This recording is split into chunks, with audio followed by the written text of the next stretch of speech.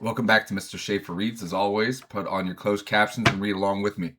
Mr. Schaefer Reads is devoted to reversing the effects of brain rot, which are many, and to preserve the future of wandering hordes of barbarian bands whom nobody taught the noble art of reading to. But we cannot just prevent a harm, we also have to provide a good. This channel also seeks to prepare and equip people to tell great stories, to add a little twinkle and whimsy to life. Anyway, we are reading Chapter 3 in Thomas Bulfinch's Age of Fable in his book Bulfinch's Mythology. Apollo and Daphne, Pyramus and Thisbe, Cephalus and Procris. The slime with which the earth was covered by the waters of the flood produced an excessive fertility, which called forth every variety of production, both bad and good. Among the rest, Python, an enormous serpent, crept forth, the terror of the people, and lurked in the caves of Mount Parnassus. Apollo slew him with his arrows, weapons which he had not before used against any but feeble animals, hares, wild goats, and such game. In commemoration of this illustrious conquest, he instituted the Pythian Games, in which the victor in feats of strength, swiftness of foot, or in the chariot race were crowned with wreaths of beech leaves, for the laurel was not yet adopted by Apollo as his own tree. The famous statue of Apollo, called the Belvedere, represents the god after this victory over the serpent Python. To this, Byron alludes in his Childe Harold, volume 4, beginning at 161. The Lord of the unerring bow, the god of life and poetry and light, the sun, in human limbs arrayed, in brow, all radiant from his triumph in the fight. The shaft has been shot, the arrow bright, with an immortal's vengeance in his eye and nostril, beautiful disdain. In might and majesty flash their full lightnings by, developing in that one glance the deity. Apollo and Daphne. Daphne was Apollo's first love. It was not brought about by accident, but by the malice of Cupid. Apollo saw the boy playing with his bow and arrows, and being himself elated with his recent victory over Python, he said to him, "What have you to do with warlike weapons, saucy boy? Leave them for hands worthy of them. Behold the conquest I have won by means of them over this vast serpent, who stretched his poisonous body over acres of the plain.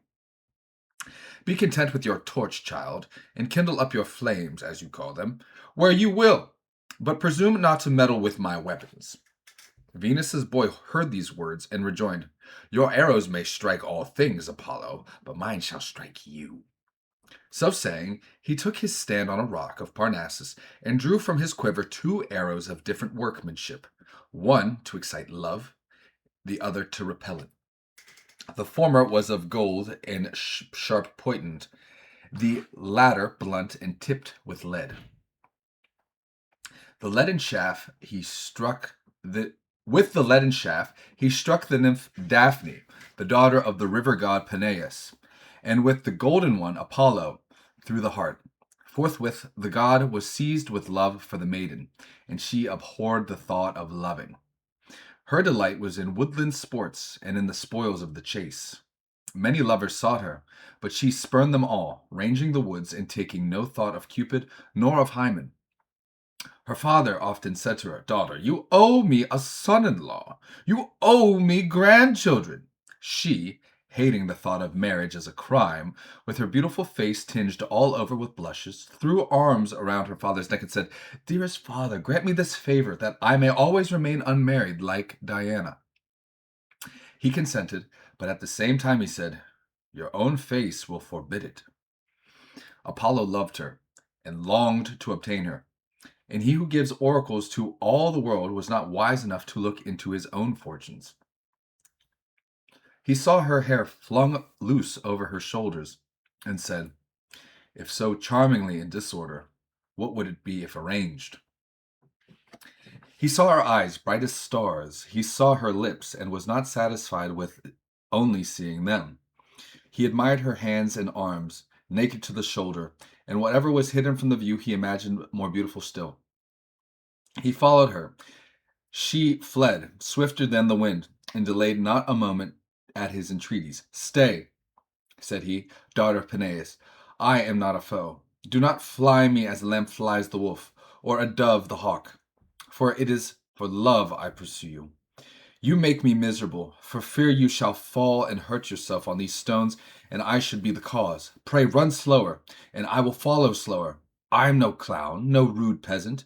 Jupiter is my father, and I am the lord of Delphos and Tenedos, and know all things, present and future. I am the god of song and the lyre. My arrow flies true to the mark, but alas, an arrow more fatal than mine has pierced my heart. And I am the god of medicine, and know the virtues of all healing plants. Alas, I suffer a malady that no balm can cure. The nymph continuing her flight, and left his plea half uttered. And even as she fled, she charmed him. The winds blew her garments, and she unbounded her hair, and it streamed loose behind her. The god grew impatient to find his wooings thrown away, and sped by Cupid, gained upon her in the race. It was like a hound pursuing a hare, with open jaws ready to seize, while the feebler animal darts towards, slipping from the very grasp. So flew the god and the virgin, he on the wings of love, and she on those of fear. The pursuer is the more rapid, however, and gains upon her, and his panting breath blows upon her hair. Her strength begins to fail, and ready to sink, she calls upon her father, the river god. Help me, Peneus. Open the earth to enclose me, or change my form, which has brought me into this danger. Scarcely had she spoken when a stiffness seized all her limbs. Her bosom began to be enclosed in tender bark. Her hair became leaves, her arms became branches. Her foot stuck fast in the ground as a root. Her face became a treetop, retaining nothing of its former self but its beauty. Apollo stood amazed. He touched the stem and felt the flesh tremble under the new bark. He embraced the branches and lavished kisses on the wood. The branches shrank from his lips. Since you cannot be my wife, said he, you shall assuredly be my tree. I will wear you for my crown. I will decorate with you my harp and my quiver. And when the great Roman conquerors lead up the triumphal pomp to the Capitol, you shall be woven into a wreath for their brows. And, as eternal youth is mine, you also shall be always green, and your leaf knows no decay. The nymph, now changed into a laurel tree, bowed its head into grateful acknowledgment. That Apollo should be the god of both music and poetry will not appear strange, but that medicine should also be assigned to his province may. The poet Armstrong, himself a physician, thus accounts for it. Music exalts each joy, allays each grief, expels disease, softens every pain, and hence the wise of ancient days adored the power of one physic, melody, and song. The story of Apollo and Daphne is often alluded to by the poets. Waller applies it to the case of one whose amatory verses, though they did not soften the heart of his mistress, yet won for the poet widespread fame. Yet what he sung in his immortal strain, though unsuccessful, was not sung in vain. All but the nymph that should redress his wrong, attend his passion, and approve his song. Like Phoebus thus, acquiring sought and praise, he caught at love and filled his arms with bays. The following stanza from Shelley's Adonis alludes to Byron's early quarrel with reviewers.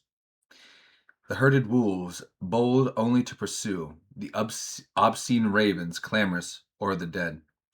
The vultures, to the conqueror's banner true, who feed where desolation first had fed, and whose wings rained contagion, how they fled, when like Apollo from his golden bow, the Pythian of the age one arrow sped and smiled. The spoilers tempt no second blow, they fawn on the proud under feet that spurn them as they go. Pyramus and Thisbe. Pyramus was the handsomest youth, and Thisbe the fairest maiden in all of Babylon, where Semiramis reigned. Their parents occupied adjoining houses, And neighborhood and neighborhood brought the young people together, and acquaintance ripened into love. They would gladly have married, but their parents forbade. One thing, however, they could not forbid, that love should glow with equal ardor in the bosoms of both. They conversed by signs and glances, and the fire burned more intensely for being covered up. In the wall that parted the two houses there was a crack, caused by some fault in the structure. No one had remarked it before, but the lovers discovered it. What will love not discover? It afforded a passage to the voice, and tender messages used to pass backward and forward through the gap. As they stood, Pyramus on this side, Thisbe on that, their breaths would mingle. Cruel wall, they said, why do you keep two lovers apart? But we will not be ungrateful. We owe you, we confess, the privilege of transmitting loving words to willing ears. Such words they uttered on different sides of the wall. And when night came, and they must say farewell, they pressed their lips upon the wall, she on her side, he on his, as they could come no nearer. The next morning, when Aurora had put out the stars, and the sun had melted the frost from the grass, they met at the accustomed spot. Then, after lamenting their hard fate, they agreed that next night, when all was still, they would slip away from the watchful eyes, leave their dwellings, and walk out into the fields. And, to ensure meeting, repair to a well-known edifice standing without the city's bounds, called the Tomb of Ninus, and that the one who came first should await the other at the foot of a certain tree. It was a white mulberry tree, and stood near a cool spring. All was agreed on, and they waited impatiently for the sun to go down beneath the waters, and night to rise up from them. Then cautiously Thisbe stole forth, unobserved by the family, her head covered with a veil, made her way to the monument, and sat down under the tree. As she sat alone in the dim light of the evening, she descried a lioness, her jaws reeking with recent slaughter, approaching the fountain to slake her thirst. Thisbe fled at the sight and sought refuge in the hollow of a rock. As she fled, she dropped her veil. The lioness, after drinking at the spring, turned to retreat into the woods, and seeing the veil on the ground, tossed and rent it with her bloody mouth. Pyramus, having been delayed, now approached the place of meeting. He saw in the sand the footsteps of the lion, and the color fled from his cheeks at the sight. Presently he found the veil all rent and bloody. "O hapless girl," said he, "I have been the cause of thy death. Thou, more worthy of life than I, hast fallen the first victim. I will follow. I am the guilty cause in tempting thee forth to a place of such peril, and not being myself on the spot to guard thee. Come forth, ye lions, from the rocks, and tear this guilty body with your teeth." He took up the veil, carried it with him to the appointed tree, and covered it with kisses and with tears. "My blood also shall stain your texture," said he, and drawing his sword, plunged it into his heart. The blood spurted from the wound and tinged the white mulberries of the tree all red, and sinking into the earth reached the roots, so that the red color mounted through the trunk to its fruit. By this time Thisbe, still trembling with fear, yet wishing not to disappoint her lover, stepped cautiously forth, looking anxiously for the youth, eager to tell him the danger she had escaped. When she came to the spot and saw the changed color of the mulberries, she doubted whether it was the same place.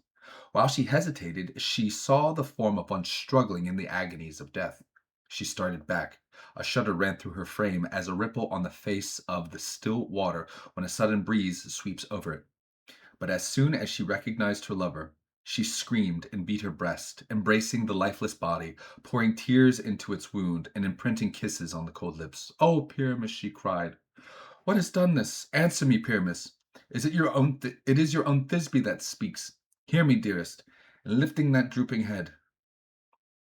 At the name of Thisbe, Pyramus opened his eyes, then closed them again. She saw her veil stained with blood, and scabbard empty of its sword. "Thy own hand has slayed thee, and for my sake," she said, "I too can be brave for once, and my love is as strong as thine. I will follow thee in death, for I have been the cause, and death, which alone could part us, shall not prevent my joining thee. And ye, unhappy parents of us both, deny us not our united request. As love and death have joined us, let one tomb contain us. And thou, tree, retain the marks of slaughter, that thy berries still serve for memorials of our blood. So saying, she plunged the sword into her breast. Her parents ratified her wish. The gods also ratified it. The two bodies were buried in one sepulchre, and the tree ever after brought forth purple berries, as it does to this day. More, in the Sylph's Ball, speaking of Davy's safety lamp, is reminded of the wall that separated Thisbe and her lover. Oh, for that lamp's metallic gauze, that curtain of protecting wire, which Davy delicately draws around illicit, dangerous fire. The wall he sets twixt flame and air, like that which barred young Thisbe's bliss, through whose small holes this dangerous pair may see each other, but not kiss. In Mickle's translation of the Lusiad occurs the following allusion to the story of Pyramus and Thisbe and the metamorphosis of the mulberries. The poet is describing the island of love. Here each gift Pomona's hand bestows, in cultured garden, free uncultured flows, the flavor sweeter and the hue more fair than e'er was fostered by the hand of care. The cherry here in shining crimson glows, and stained with lovers' blood in pendant rows, the mulberries o'erloaded with bending bows. If any of our young readers can be so hard-hearted as to enjoy a laugh at the expense of poor Pyramus and Thisbe, they may find an opportunity by turning to Shakespeare's play of the Midsummer's Night Dream, where it is most amusingly burlesqued. Cephalus and Procris. Cephalus was a beautiful youth and fond of manly sports. He would rise before the dawn to pursue the chase. Aurora saw him when she first looked forth, fell in love with him, and stole him away. But Cephalus was just married to a charming wife whom he devotedly loved. Her name was Procris. She was a favorite of Diana, the goddess of hunting, who had given her a dog which could outrun every rival, and a javelin which would never fail of its mark, and Procris gave these presents to her husband. Cephalus was also happy in his wife that he resisted all the entreaties of Aurora, and she finally dismissed him in displeasure, saying, "Go, ungrateful mortal, keep your wife, whom, if I am not much mistaken, you will one day be very sorry you ever saw again." Cephalus returned, and was happy as ever in his wife and his woodland sports.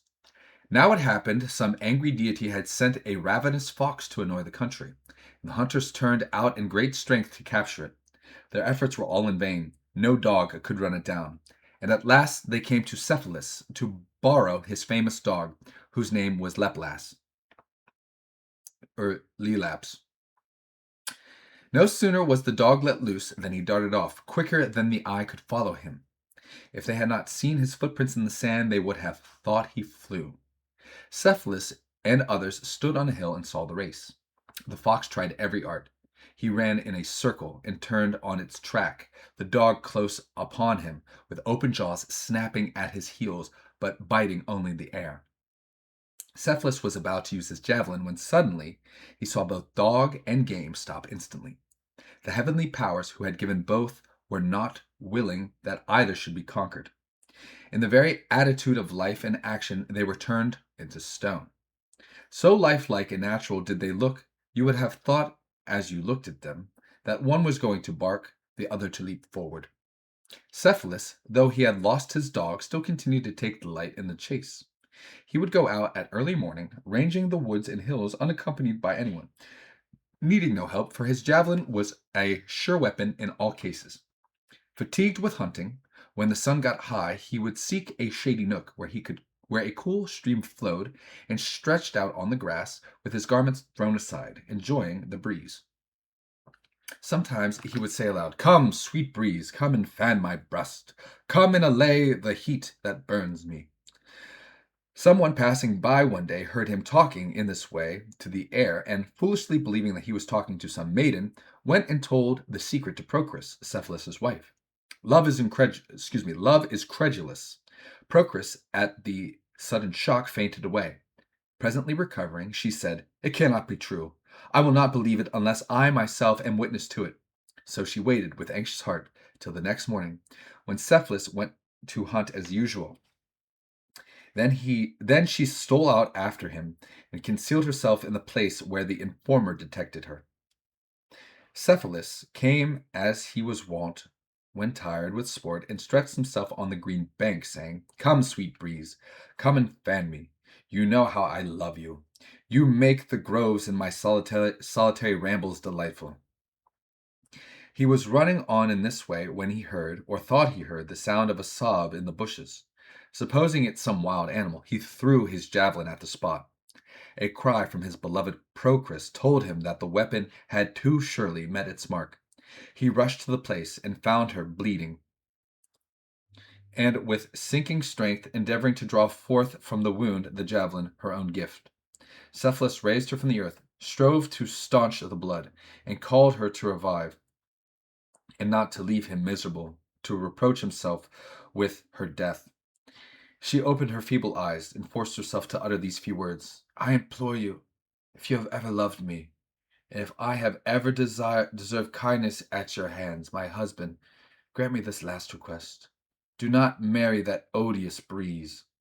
This disclosed the whole mystery, but alas, what advantage to disclose it now?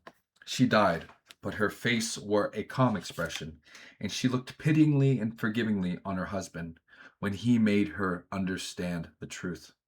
Moore, in his legendary ballads, has one on Cephalus and Procris, beginning thus: "A hunter once in a grove reclined to shun the noon's bright eye, and oft he wooed the wandering wind to cool his brow with its sigh. While mute lay even the wild bee's hum, nor breath could stir the aspen's hair. His song was still, 'Sweet air, O come,' while echo answered, 'Come, sweet air.'"